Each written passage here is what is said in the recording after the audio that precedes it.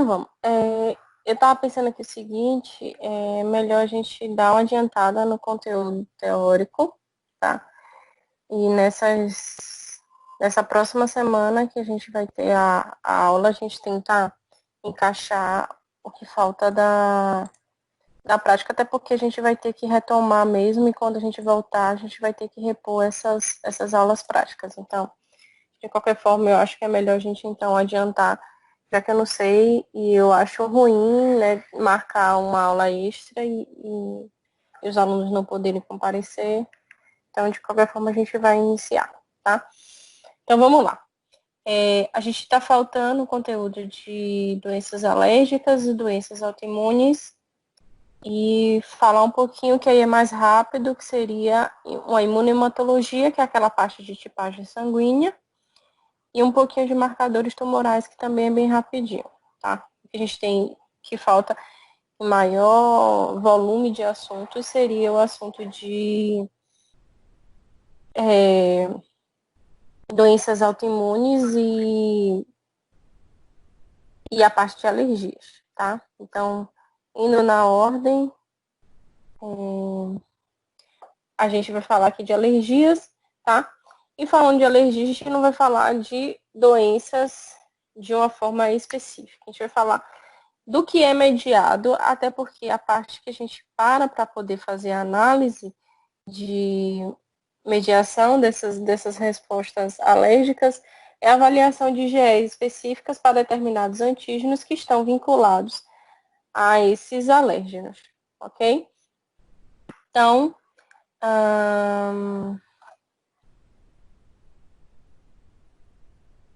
só lembrando, né, que quando a gente fala de alergias de forma geral, alergia respiratória, a gente vai partir do pressuposto de uma história clínica do paciente, os exames físicos, os exames clínicos que são feitos com o médico, e os exames complementares, que é onde entra o laboratório de análises clínicas.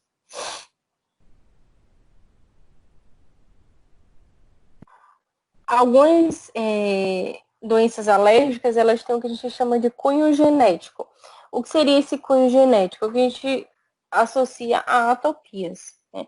As atopias nada mais são que o indivíduo ele tem um fundo genético onde ele tem a possibilidade de desenvolver e de produzir mais facilmente IgEs para determinados alérgenos.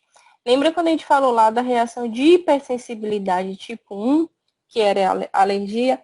A gente falou, né, que há uma quantidade de antígeno específica, tá? E esse antígeno que entra em contato vai, então, estimular o linfócito B. Esse linfócito B vai ser ativado com a dependência do linfócito T, H2, e vai estimular que esse linfócito B produza e se transforme em plasmócito e produza IgE específica para aquele determinado alérgeno. E aí a gente pode ter basófilos, né, e mastócitos captando essa IgE, e no momento que ele capta essa IgE, a gente vai ter todos os sintomas da alergia, tá? Então, geneticamente, né, de forma genética, a gente sabe que alguns indivíduos ele tem essa predisposição maior, essa predisposição aumentada de estar produzindo IgE mais facilmente para os diversos alérgenos que a gente tem no ambiente, tá? Então, a gente tem fundo genético em algumas doenças alérgicas, né? Por isso que a gente vê uma pessoa que tem uma alergia a uma coisa, geralmente é uma pessoa que tem alergia a diferentes coisas, né? Ela tem alergia a ácaro, né? Ela vai gerar uma alergia alimentar, alergia medicamentosa. Então, esses indivíduos que têm essa maior probabilidade de desenvolver, de produzir IgEs de forma geral, é o que a gente chama de atopia, né? E muitas dessas doenças que têm relação genética, né, relações atópicas, é o que a gente chama de asma, a rinite alérgica, dermatite atópica, alergias alimentares. Normalmente elas têm esse fundo genético envolvido, tá?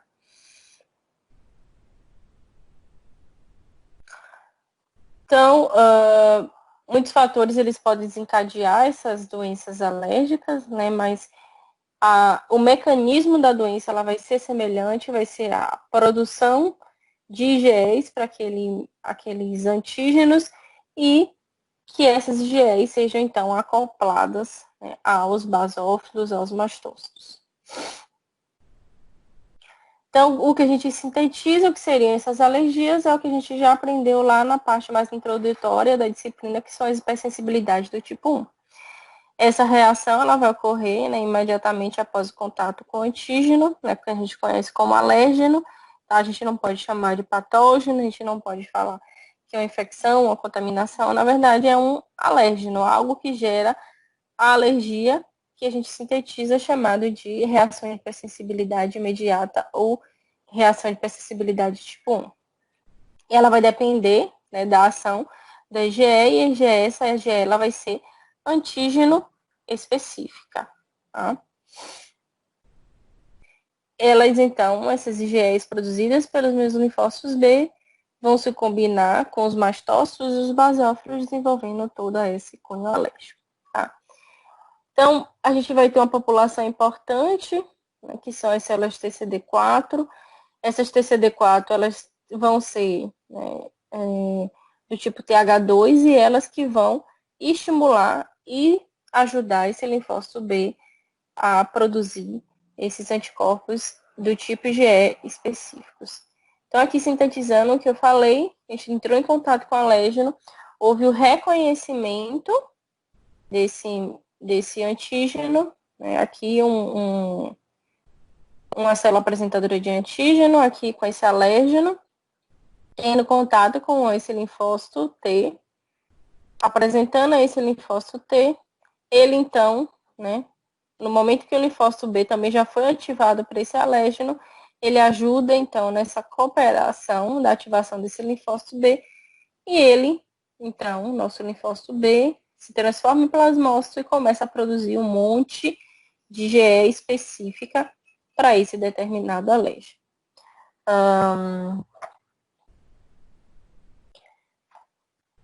Esses IgEs vão estar lá circulantes no nosso sangue, então vão ser capturados pelos mastócitos, basófilos que estão lá na região dos tecidos, seja na região da mucosa nasal, né, na mucosa gástrica.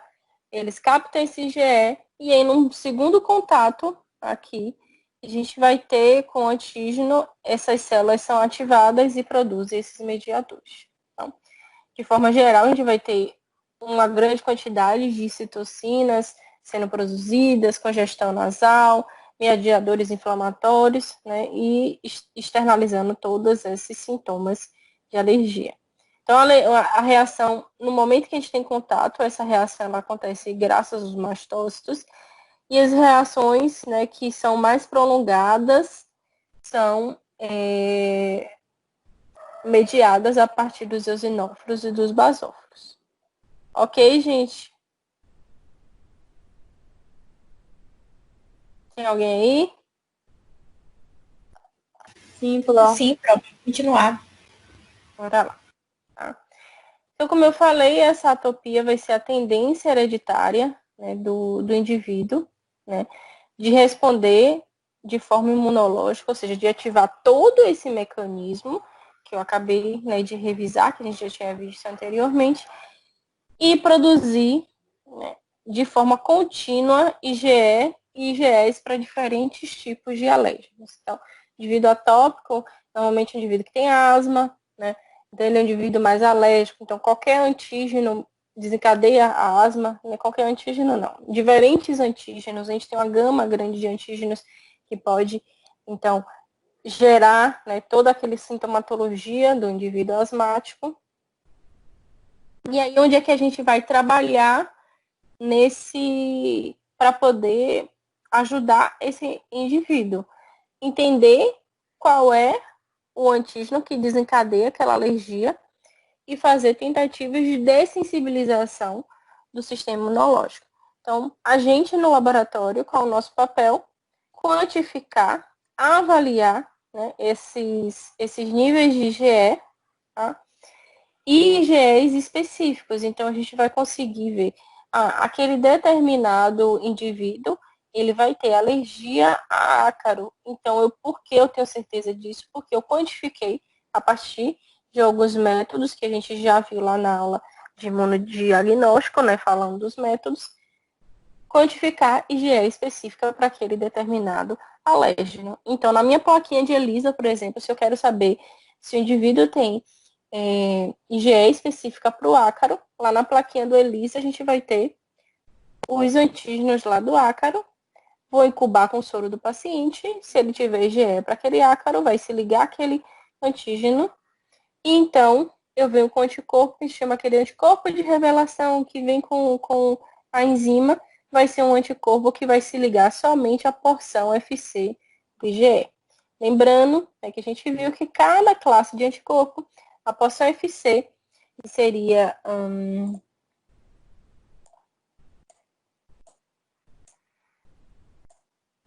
essa região aqui, lembrando, né, essa região aqui da caudinha do anticorpo, tá?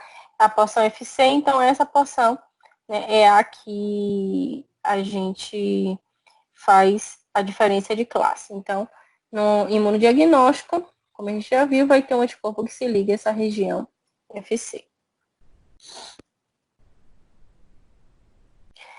A gente não tem somente IgE em doenças alérgicas, né? Lembrando que em doenças a partir de parasitoses, né? Quando o indivíduo desenvolveu alguma parasitose, ele vai ter produção de IgE, né? E essa IgE ela vai ser quantificada, né, a partir daí. Mas em doenças alérgicas a gente também tem um aumento dessa imunoglobulina, que é o nosso foco hoje. Então, o nível elevado de IgE total, a gente pode ver no soro do paciente, total de IgE, só quantificar quanto tem de IgE.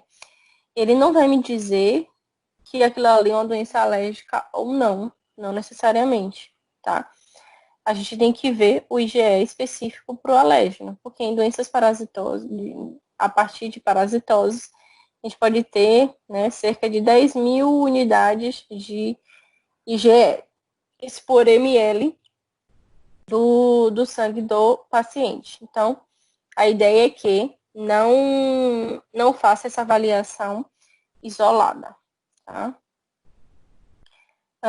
Indivíduos com doenças alérgicas, né, esse IgE ela pode estar aumentado, né, em cerca de 50% dos casos, com asma em cerca de 75%. Então, só a quantificação total, sem saber para que antígeno que aquela IgE está aumentada, não é o ideal, ok? Então, esses níveis, né, a gente pode estar preconizando, vendo o tipo de doença alérgica, né, avaliar essa presença e confirmar a partir dessa IgE específica. Então, tem toda uma história clínica que é importante quando a gente vai fazer diagnóstico de doenças alérgicas envolvidas. A gente tem alguns aerolérgenos importantes, né, os intradomiciliares, né, o ácaro que vai estar lá na poeira, alérgeno, né, pelo de animal, contato com pelo de animal, contato com alguns, né, insetos, né, pode também gerar alergia, fungos, né, tudo isso pode estar dentro do domicílio, dentro de casa. E alguns extradomiciliares, que está fora de casa, que o indivíduo ele pode ter contato, a gente vai ter, né, dentro os pólens, fungos, né, são normalmente os que em maior quantidade. Isso que a gente chama de aerolégeno, aqueles que vão estar no ar, né, o indivíduo pode suscitar, gerar uma alergia respiratória a partir daí, tá? E aí dentro, né, a gente pode ter os parâmetros, né, desses aerolégenos lá nos kits de detecção. Então, para alguns fungos que normalmente geram alergia, né, ver os antígenos de cândida, né, de aspergillus. No grupo de ácaro, né, o que mais a gente vai ver a quantificação é da blomia, né, que é esse antígeno do ácaro que faz mais a detecção. Pelo de cão, de gato, normalmente associado a animais de estimação que a gente faz a quantificação. E os testes que normalmente a gente faz, né? Testes in vitro, ou seja, a gente vai usando o soro do paciente a partir da quantificação em radioimunoensaio, né? Como eu falei, não tão mais utilizado, mas era um padrão ouro para alergia, que era o radioimunessaio. O ELISA, né, utilizando aqueles determinados antígenos, imunofluorescência ou quimiluminescência, que é o que a gente utiliza agora em maior quantidade, a partir das máquinas, né, que faz essa quantificação desses IgEs específicas. Em vivo, ou seja, lá na pele do paciente, a gente pode também fazer essa análise. Quem faz esse tipo de teste em vivo somente médico, né? Porque o indivíduo ele pode gerar uma reação anafilática, né? Edema de glote muito grave, e aí quem faz qualquer intervenção é somente o médico. Então, por risco, né, tem que ser somente o médico para poder fazer esse tipo de prova. Mas, de qualquer forma, a gente aprende, né, como são essas provas cutâneas, né? A gente vai ter a leitura imediata, que é o PIC teste, e a leitura tardia, né, que são os intradérmicos, né, e os testes de contato. Normalmente o PIC teste é o que a gente faz no braço para poder fazer essa avaliação, e esses cutâneos, né, intradérmicos é o que faz nas costas para poder avaliar mais tardiamente, e o indivíduo vai para casa e volta para poder ver o halo, que é bem semelhante àquele teste que a gente discutiu, inclusive tinha até agora no teste de vocês, né, que é a imperceptibilidade tardia, que era o teste de Montenegro, no caso, para a leishmaniose. Aqui a gente vai fazer só um furinho, né, uma picada no paciente. Aqui a gente faz injeção intradérmica desses antígenos.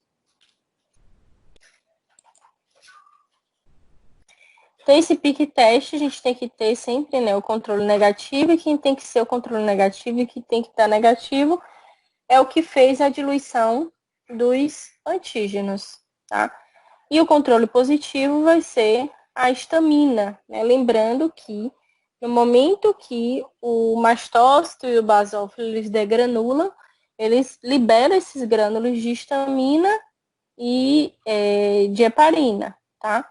E esse grânulo de histamina que é liberado é o que faz, né, aqueles sintomas de alergia, vasodilatação, o rubor aumentado naquela região, aumento de células sendo recrutadas, e a gente consegue visualizar se o indivíduo tiver, né, IgEs naquela região, a gente vê esse aumento. Já a histamina, ela vai fazer todos esses sintomas sendo controle positivo. Então, na região do controle positivo, injeta 10 miligramas por ml de histamina no braço do paciente para ver se realmente ele tem uma reação alérgica ali, independente, né? E para a gente também ter um parâmetro de comparação, tá? A gente vai ter até 20 minutos para fazer essa leitura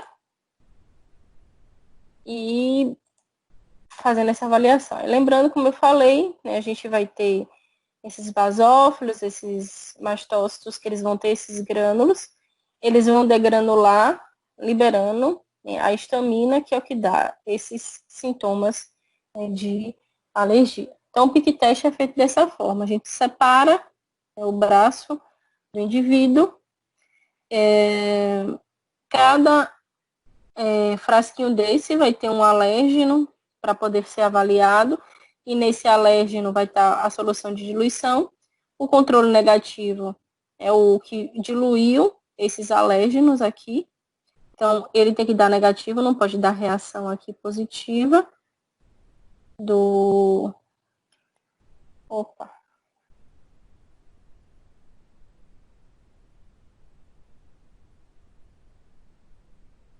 Não pode dar, né, uma reação positiva aqui, como vocês podem observar.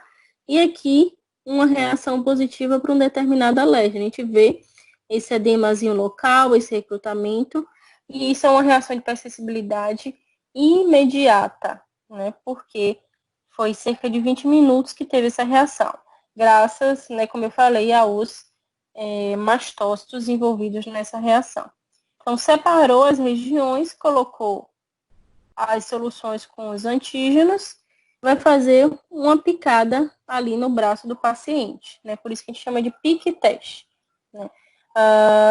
E aí ele não é subcutâneo, né? Ele vai estar ali naquela região ainda superior e faz a avaliação, né, quantificando esse halo de 3 milímetros, que é uma reação positiva ali e pode estar associado à história do paciente. Então, importância desse teste, confirmar a história clínica compatível com hipersensibilidade por IgE. Necessidade também de excluir se aquela reação ela vai estar sendo mediada ou não. E pode ser indicado para qualquer idade. Tá? Contraindicação, indivíduo que tem dermografismo. Eu não sei se vocês já ouviram falar, é uma patologia onde o indivíduo, qualquer pressão na pele, ele vai fazer edema. Então, independente do antígeno, aqui no momento vai estar fazendo pressão, o indivíduo ele vai estar ali desenvolvendo, né, a reação alérgica ali. Paciente que não pode interromper medicação, ou seja, aquele paciente que não pode estar interrompendo o antihistamínico. Eu não posso, né, fazer um teste no paciente que está utilizando o antihistamínico, porque ele vai estar bloqueando toda a reação e eu vou ter falso negativo. Indivíduo com história de reação anafilática, né, edema de glote, né, essa reação de hipersensibilidade muito forte, ele também não é indivíduo indicado para fazer esse tipo de teste. Indivíduos grávidas ou, né, com asma ainda não controlada também não pode fazer esse teste. Tá? Falso positivo que pode ter, né, dermografismo, como eu falei, esse tipo de patologia. Reação irritante pelo diluente, o indivíduo que tem algum tipo de alergia por diluente, por isso que a gente tem que ter esse controle que tem que ser negativo. Se ele não der negativo, então toda a prova vai ser invalidada, porque o indivíduo está tendo reação ao diluente, não necessariamente aos antígenos, tá? A injeção intradérmica, né, que não foi de forma correta, né, se o indivíduo que ministrou aqui a agulha não soube fazer de forma correta, também pode dar um falso positivo, e soluções concentradas demais, né, podem estar gerando. O que pode estar gerando um falso negativo, né, uso de drogas que vão reduzir essa atividade cutânea, né, penetração insuficiente da agulha também, os extratos com as concentrações que não foram padronizadas, ou seja, pouco demais ou com excesso, e extremos, né, de idade, ou seja, criança ou idoso, eles podem também não ter uma reação muito forte, então tem que estar muito bem padronizado o teste para idade também. Reação adversa pode acontecer, por isso que o ideal é que o indivíduo, né, ele seja avaliado, né, antes de desenvolver, né, antes de ter contato com qualquer tipo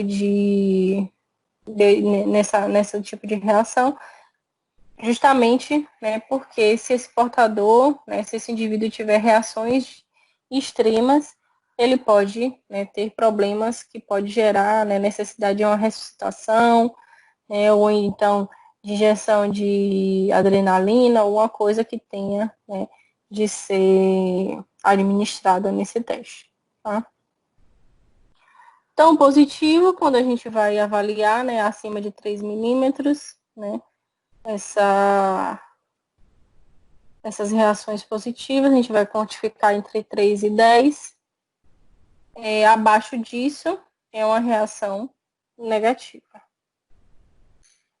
Para esse teste, como eu falei, o médico ele tem que estar presente justamente para esse tipo de reação sistêmica. Quem pode fazer qualquer obra de manobra de ressuscitação, de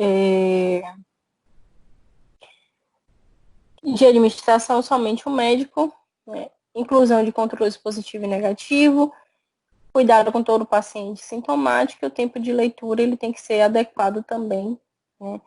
E avaliar o paciente se ele está fazendo uso desses medicamentos, tá?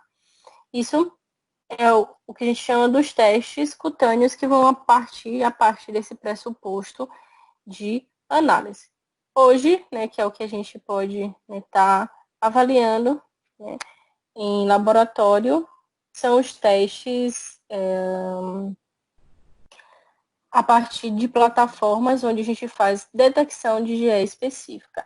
E, sinceramente, eu acho até muito mais válido, porque os testes cutâneos, eles passam por um monte, né, de percalços, né, que o paciente pode estar usando medicação, problemas, né, de consequências do teste.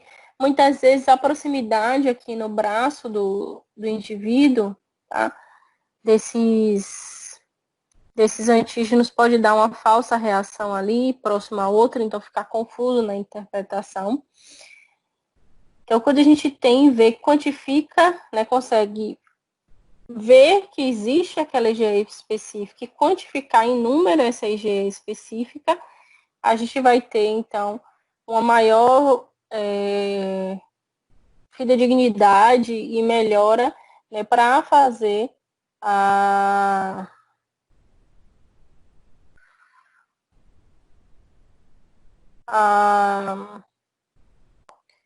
avaliação desse paciente, tá?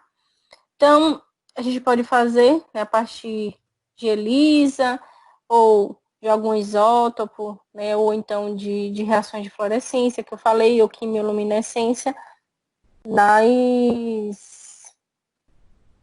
nas avaliações de IgE específica. Então, o que eu tenho que ter na minha fase sólida?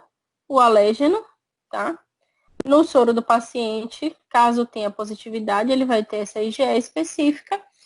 E eu venho com o meu anticorpo de detecção, que vai estar conjugado a alguma molécula, seja uma enzima, né, ou um isótopo, que vai se ligar à porção FC desse IgE do paciente, caso exista. Se não existir esse IgE aqui do paciente, se não existisse aqui, esse anticorpo, então, não ia se ligar. No momento que dá lavagem, ele ia ser jogado fora e eu não teria uma reação positiva, certo? Então, hoje, o que a gente tem no mercado para poder fazer avaliação de IgE específica? A gente tem um teste padronizado, né, e registrado, que é o RASH, tá? Esse RASH e o Imunocap são as duas máquinas e o grupo de avaliação que a gente pode estar avaliando, tá? O RASH, ele é o Radio Allergens Forband Test. Tá? Ele vai ter uma plataforma onde ele tem esses diversos alérgenos. A gente tem um painel, a gente pode utilizar e avaliar nessas IgEs específicas. Como eu falei, aqueles alérgenos aqui no início.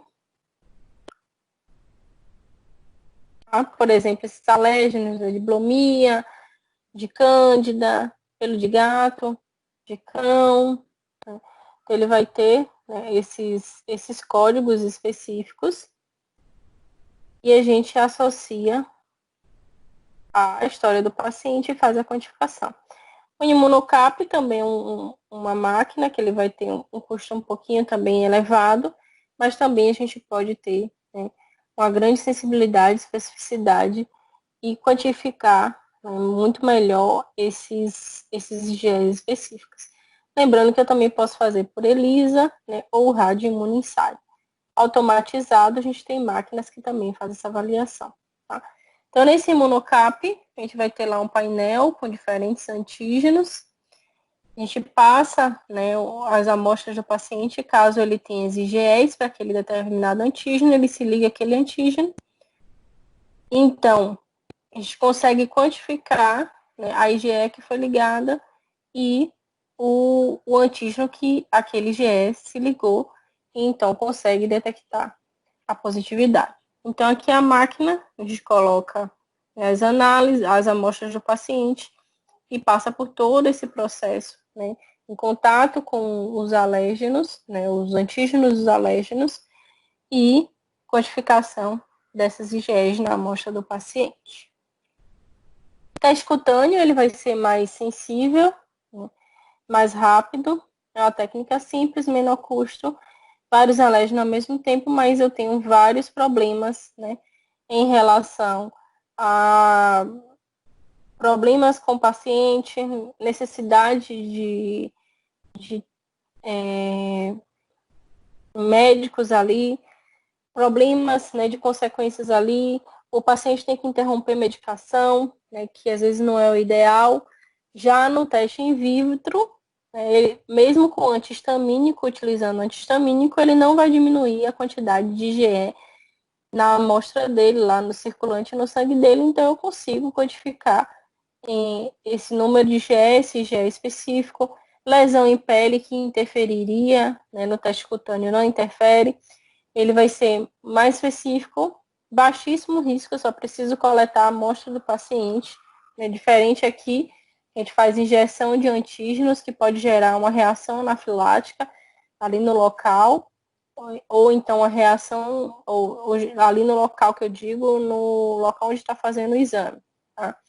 Ou reação local também, no local da injeção, né, do antígeno, ou essa reação anafilática, que é uma reação que vai estar sistêmica, né, e o indivíduo gerar, né, falta de ar, problemas respiratórios e ter que muitas vezes ser ressuscitado porque pode gerar falha respiratória. Então, muito melhor, né, os testes in vitro e muito mais importantes para eu poder direcionar o tratamento e direcionar, às vezes, os hábitos de vida daquele determinado paciente, quando eu sei qual é a alérgeno específico que ele tem, aqueles IgEs que vai gerar toda aquela doença envolvida. Ok?